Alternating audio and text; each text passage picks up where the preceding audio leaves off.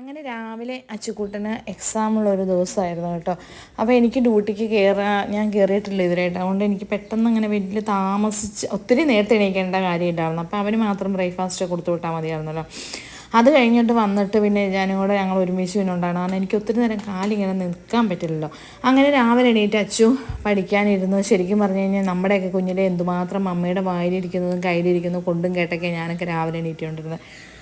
പിന്നെ രാവിലെ എണീപ്പിക്കുമ്പോൾ സങ്കടം വരും, ദൈവമേ നിങ്ങൾ ഉറങ്ങാനുള്ള സമയമുള്ളൂ എന്ന്. പിന്നെ അവർക്ക് വേണ്ടിയാണല്ലോ എന്ന് ഓർക്കുമ്പോൾ എന്താണേലും വിളിച്ചു പോകും. പിന്നെ അത് കഴിഞ്ഞിട്ട് അവനുള്ള സ്നാക്സും ബ്രേക്ക്ഫാസ്റ്റൊക്കെ ഉണ്ടാക്കുക. എനിക്കിങ്ങനെ ഒത്തിരി നേരം നിൽക്കാൻ വയ്യാത്തതുകൊണ്ട് ഇതുപോലെ തട്ടിക്കൂട്ട് ബ്രേക്ക്ഫാസ്റ്റൊക്കെ കൊടുത്തു വിടണം. ഇങ്ങനെ ട്യൂണ വെച്ച് സാൻഡ്വിച്ച് ഉണ്ടാക്കി കൊടുത്തു വിടുവാണെങ്കിൽ അതിന് ഭയങ്കര ഇഷ്ടമാണ്. അങ്ങനെ അതും സ്നാക്സും ഒക്കെ രാവിലെ കൊടുത്തു വിടും ബ്രേക്ക്ഫാസ്റ്റായിട്ട്.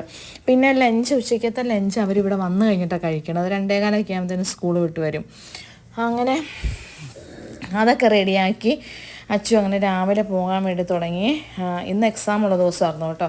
അപ്പം പോകുന്നതിന് മുന്നേ അവൻ്റെ കുഞ്ഞ് പ്രാർത്ഥനയൊക്കെ പ്രാർത്ഥിച്ചിട്ട് പോവുക.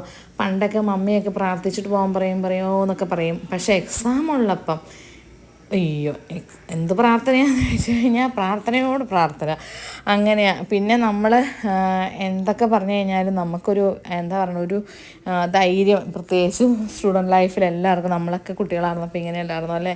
അയ്യോ ഭയങ്കര പേടിയും. പിന്നെ അന്നത്തെ പ്രാർത്ഥനയുടെ കാര്യമൊന്നും പറയണ്ട. അതുകൊണ്ട് അച്ചുകൂട്ടനെ രാവിലെ എല്ലാ ദിവസവും പ്രാർത്ഥിച്ചിട്ടാണ് പോകണേ. അങ്ങനെ അവൻ പോയി. ഇനിയിപ്പോൾ അവൻ 2 മണിയൊക്കെ ആകുമ്പോഴാണ് 2:15 ആവും ഇവിടെ വരുമ്പോൾ. അങ്ങനെ അച്ചു പോയി കഴിഞ്ഞാൽ